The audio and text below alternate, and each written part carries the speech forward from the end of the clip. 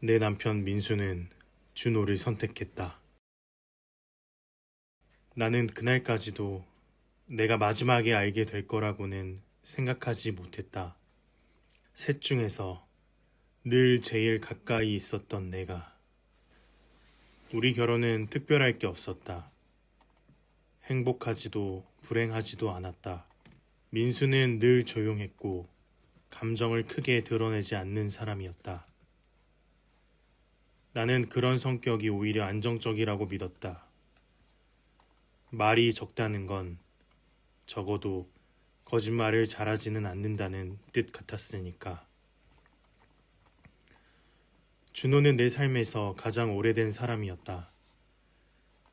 19살에 처음 만났고 29에 민수를 만났고 30을 넘기고도 여전히 내 곁에 있었다. 사람들은 늘 물었다. 남자 사람 친구가 그렇게 오래 있어도 괜찮아? 나는 웃으며 대답했다. 준호는 그런 사람 아니야. 그래서 나는 아무 의심도 없이 준호를 우리 집으로 데려왔다. 내가 가장 믿는 사람과 내가 가장 사랑한다고 믿었던 사람을.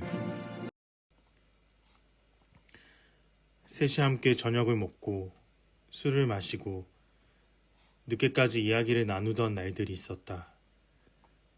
나는 그 시간이 안전하다고 느꼈다. 이 조합이라면 무너질 일은 없을 거라고 믿었다. 변화는 아주 사소한 곳에서 시작됐다. 싱크대 위에 놓인 컵 2개.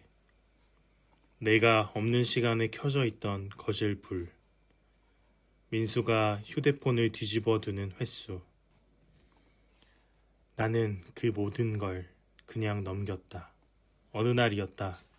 정말로 아무 일도 없던 날이었다. 준호와 단둘이 술을 마셨다.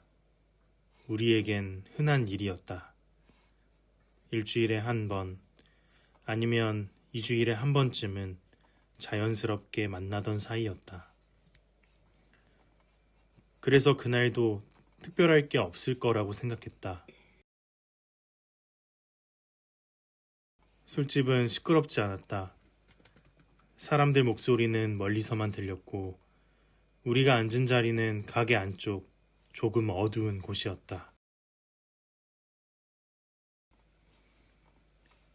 준호는 잔을 들었다가 내려놓는 걸 몇 번이나 반복했다. 마시지 않은 술이 자꾸만 식어가고 있었다. 그날따라 그는 말이 적었다. 원래도 말이 많은 편은 아니었지만 그날은 유난히 조용했다. 나는 그 이유를 묻지 않았다. 굳이 묻지 않아도 되는 사이라고 믿고 있었기 때문이다. 우리는 서로의 침묵을 불편해하지 않는 사이였다. 적어도 나는 그렇게 생각했다. 잠시, 아주 잠시, 아무 말도 하지 않는 시간이 흘렀다. 그 시간은 생각보다 길게 느껴졌다. 준호는 잔을 내려놓고 테이블을 한번 바라봤다. 그리고 아무렇지 않은 목소리로 말했다. 민수 요즘 많이 흔들려. 그 말을 듣는 순간 나는 바로 대답하지 않았다. 고개를 들기까지 몇 초가 걸렸다. 그 몇 초 동안 나는 그 문장을 머릿속에서 천천히 되짚고 있었다. 민수 요즘. 그 말이 이상하다는 생각이 먼저 들었다. 왜냐하면 나는 민수의 요즘에 대해 준호에게 말한 적이 없었기 때문이다. 그 사실 하나가 머릿속에서 계속 맴돌았다. 나는 아무렇지 않은 척 고개를 들었다. 그래? 짧은 대답이었다.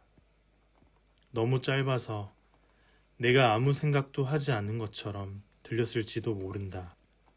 하지만 그때 내 머릿속은 조용하지 않았다.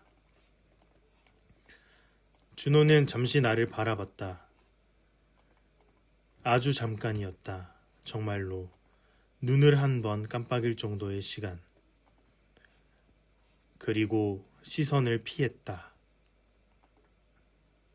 그 짧은 순간이 나를 멈추게 했다. 나는 그제야 깨달았다. 방금 들은 말보다 그 다음에 이어진 그 침묵이 더 이상하다는 걸. 그날 우리는 더 이상 민수 이야기를 하지 않았다. 술은 계속 마셨고 시간은 흘렀다. 웃기도 했고 다른 이야기도 했다. 겉으로 보기엔 아무 일도 없었던 밤이었다.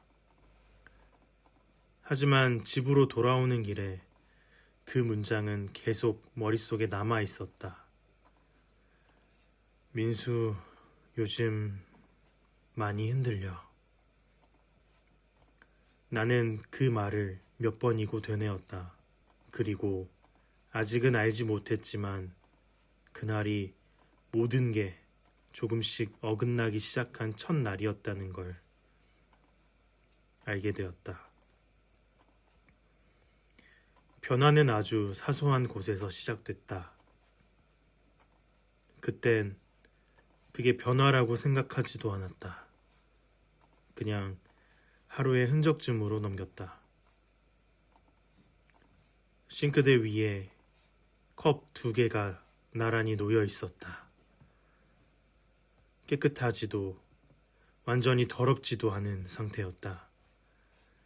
막 사용하고 대충 헹궈 놓은 것처럼. 나는 잠시 그 앞에 서서 컵을 바라봤다. 민수는 커피를 잘 마시지 않는다. 집에서는 더더욱 그랬다. 그 사실을 떠올리는데 오래 걸리지 않았다. 그래서 나는 컵 하나를 집어들었다가 다시 내려놓았다. 그냥 내가 착각한 걸 수도 있다고 생각했다. 그날은 내가 조금 늦게 들어온 날이었다. 집 안은 조용했지만 완전히 비어있던 느낌은 아니었다. 거실 불이 켜져 있었다. 분명 아침에 나올 때 꺼두고 갔던 불이었다. 나는 스위치 앞에 서서 잠시 멈췄다. 누군가 여기 있었다는 건 확실했다. 그게 민수였을 수도 있고 아닐 수도 있었다. 나는 굳이 확인하지 않았다. 불을 끄는 대신 그대로 둔 채 소파에 앉았다. 집 안은 익숙한 냄새로 가득했다. 하지만 어딘가 조금 달랐다. 그날 이후로 나는 집에 들어올 때마다 가장 먼저 싱크대를 보게 됐다. 컵이 몇 개인지, 어디에 놓여 있는지, 그리고 거실불이 켜져 있는지 아닌지. 민수는 여전히 평소와 같았다. 말이 없었고 표정도 크게 변하지 않았다. 다만 휴대폰을 테이블 위에 놓는 방식이 조금 달라졌다. 예전에는 화면이 보이게 놓아두던 사람이었다. 언제부턴가 휴대폰은 항상 뒤집혀 있었다. 처음엔 의미를 두지 않았다. 하지만 그 횟수가 늘어날수록 나는 그 방향을 의식하게 됐다. 뒤집힌 화면은 아무 말도 하지 않았지만 분명 무언가를 가리고 있었다. 나는 그 사실을 스스로에게 여러 번 설명하려 했다. 피곤해서 그럴 수도 있어. 그냥 습관이 바뀌는 걸 수도 있지. 그렇게 생각하는 게 훨씬 편했기 때문이다. 어느 날은 컵 2개가 다시 놓여 있었고, 어느 날은 거실 불이 또 켜져 있었다. 그 모든 순간에 나는 아무 말도 하지 않았다. 확신이 없었고, 확신 없이 묻는 건 내가 가장 싫어하는 일이었기 때문이다. 의심은 확실해질 때보다 확실해지기 전이 훨씬 견디기 어렵다는 걸 나는 그때 처음 알았다. 그날 밤 나는 불을 끄지 않은 채 잠들었다. 그리고 아침에 일어나 거실을 지나며 다시 한번 그 불을 봤다. 아무 일도 일어나지 않았지만 아무 일도 없었던 건 아니었다. 그렇게 아주 조용하게 무언가가 어긋나고 있었다. 민수가 준호의 말에는 유난히 고개를 끄덕이는 순간들. 셋이 함께 있을 때 두 사람이 동시에 나를 보지 않는 장면들. 어느 비 오는 밤이었다. 계획하지 않는 비가였다. 그냥 조금 일찍 집으로 돌아가고 싶었다. 비는 세차게 내리지 않았다. 가늘게. 하지만 오래 내리고 있었다. 와이퍼가 유리 위를 천천히 지나갔다. 앞유리는 선명하지 않았고 그만큼 멀리 보이지도 않았다. 집 근처 골목에 차를 세웠다. 엔진을 끄지 않았다. 라디오도 끄지 않았다. 그렇게 차 안에 잠시 앉아 있었다. 창밖으로 불빛들이 비에 번져 보였다. 익숙한 골목이었다. 늘 지나치던 길이었다. 그때 보였다. 민수와 준호였다. 멀지 않았다. 가까웠다. 차에서 내리지 않아도 얼굴을 알아볼 수 있을 만큼. 두 사람은 말없이 서 있었다. 비를 피하지 않으려고 하지도 않았다. 나는 그 장면을 바로 이해하지 않았다. 그래서 조금 더 보고 있었다. 민수가 고개를 숙였다. 준호는 아무 말도 하지 않았다. 그 침묵이 이상하다고 느껴질 즈음 민수가 손을 내렸다. 천천히였다.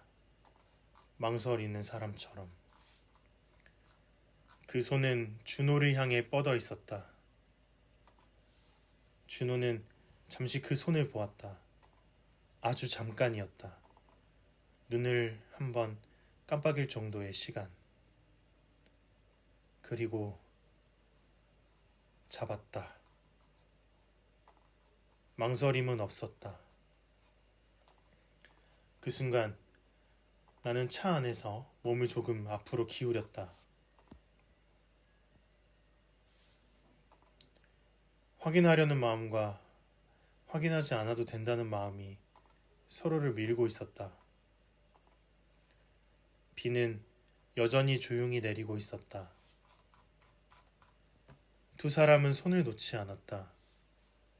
꽉 잡지도 느슨하게 잡지도 않았다. 그 거리와 힘이 너무 자연스러워서 나는 그게 처음이 아니라는 걸 알아버렸다. 그제야 이 장면이 설명이 필요 없다는 걸 깨달았다. 나는 차에서 내리지 않았다. 경적을 울리지도 창문을 내리지도 않았다.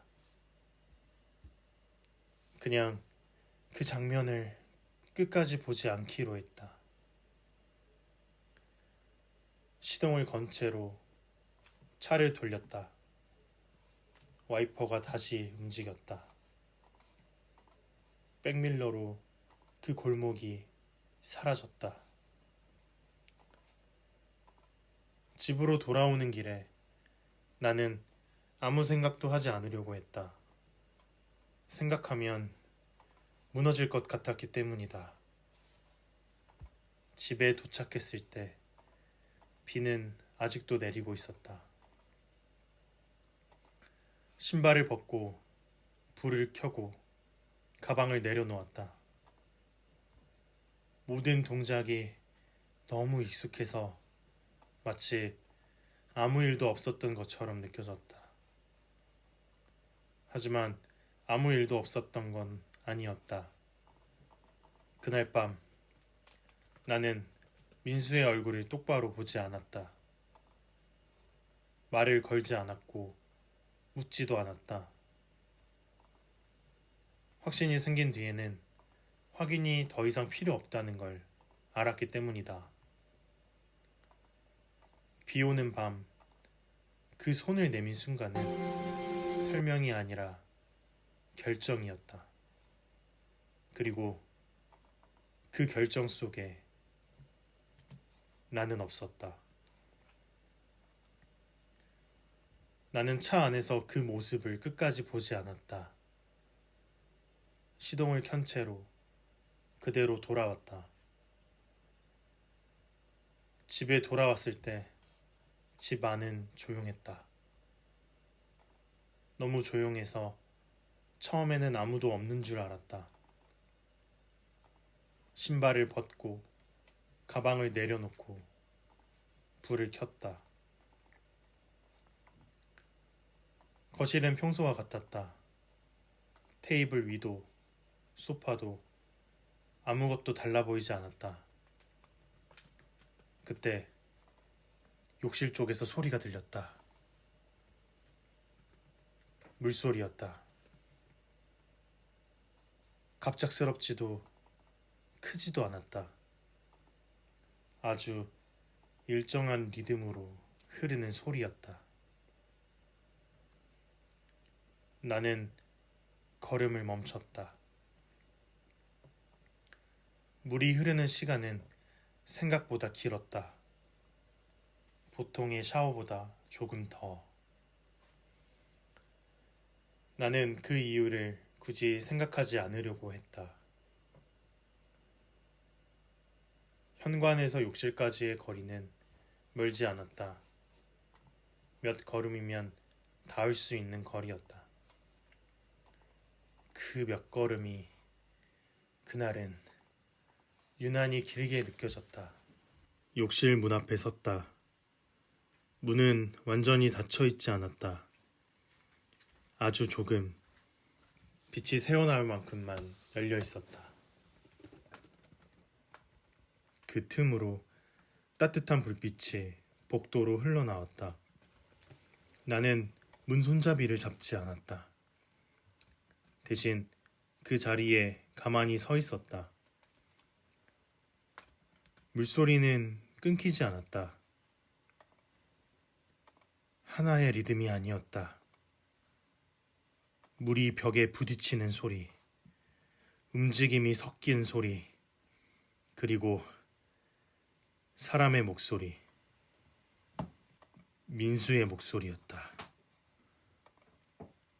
낮지도 높지도 않은 익숙한 톤. 그 다음에 들린 소리는 준호의 웃음이었다.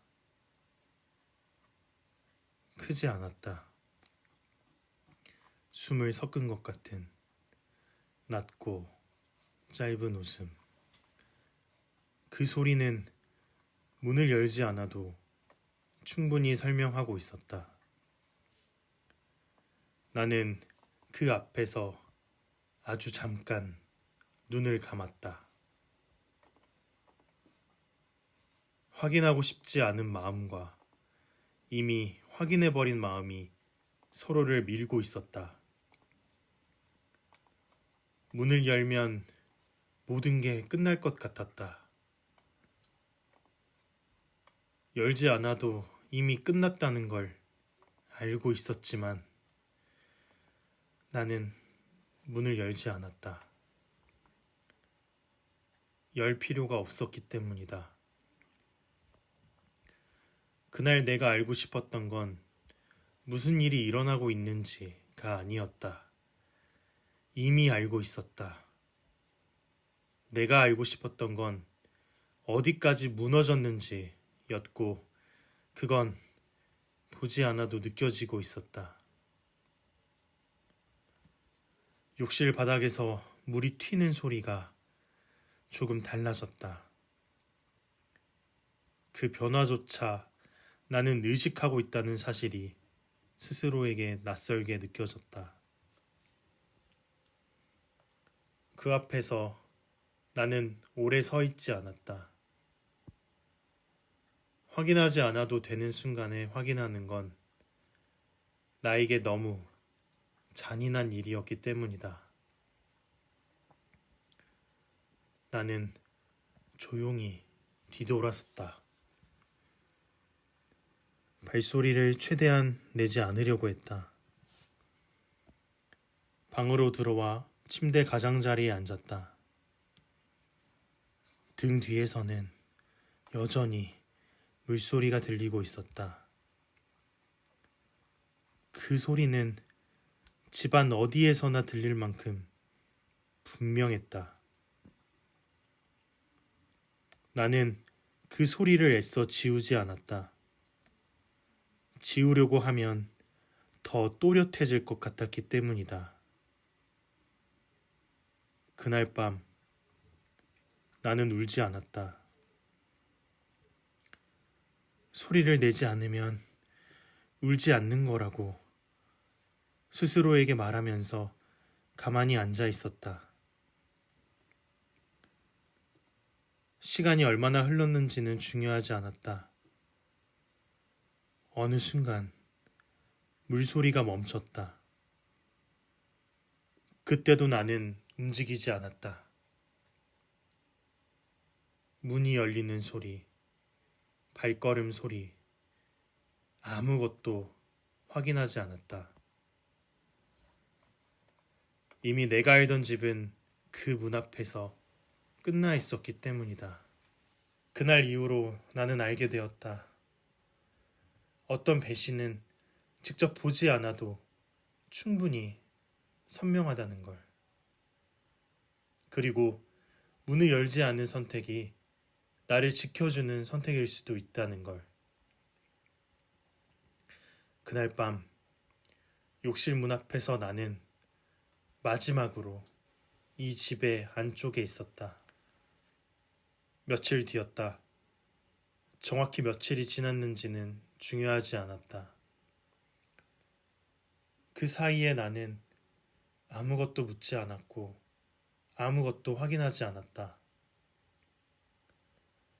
준호가 급히 집에 들렀다. 나가던 날이었다. 그날도 특별한 일은 없었다.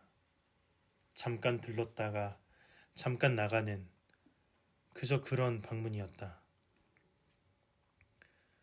현관에서 신발을 신던 준호가 민수를 불렀다. 나는 거실 쪽에 있었고 그들의 목소리는 벽을 사이에 두고 분명하게 들렸다. 아까 얘기한 거... 말끝이 잠시 끊겼다. 그 짧은 정지에 나는 괜히 숨을 고르게 되었다. 네 와이프한테는 조심해. 그 말은 속삭임이 아니었다. 농담도 아니었다. 확인도 아니었다. 너무 또렷해서 되돌릴 수 없었다. 나는 그 자리에 그대로 서 있었다. 발소리를 내지 않았고 기척을 알리지도 않았다. 이미 알아버린 뒤에는 들키는 게 의미 없다고 느껴졌기 때문이다. 문이 닫히는 소리가 들렸다. 그리고 집 안은 다시 조용해졌다. 그날 밤 나는 거실에 혼자 앉아 있었다. 불을 켜지도 끄지도 않았다. 울지도 않았고 화를 내지도 않았다. 감정이 없는 건 아니었다. 다만 감정이 움직이지 않았다. 나는 아주 차분하게 생각했다. 민수는 나를 배신한 게 아니었다. 이미 선택을 끝낸 사람이었다. 그리고 그 선택에서 나는 제외되었다. 그 사실은 이상하게도 명확했다. 그래서 나는 아무 말도 하지 않았다. 묻지 않았고, 따지지 않았고, 붙잡지도 않았다. 그런 행동들이 이제 와서는 아무 의미가 없다는 걸 알고 있었기 때문이다. 말하지 않는 것도 선택이라는 걸 나는 그때 처음 알았다. 선택하지 않음으로써 스스로를 지키는 방법도 있다는 걸. 그날 이후 우리의 일상은 겉으로는 아무것도 달라지지 않았다. 밥은 차려졌고, 불은 꺼졌고, 잠은 왔다. 우리는 같은 공간에 있었고, 같은 시간을 보냈다. 하지만 같은 선택 안에는 있지 않았다. 나는 그제야 알게 되었다. 사람은 사랑을 잃는 순간보다 선택에서 제외되는 순간 완전히 혼자가 된다는 걸. 그리고 그 고독은 소리도 형태도 없이 아주 조용히 사람 안에 자리를 잡는다는 걸.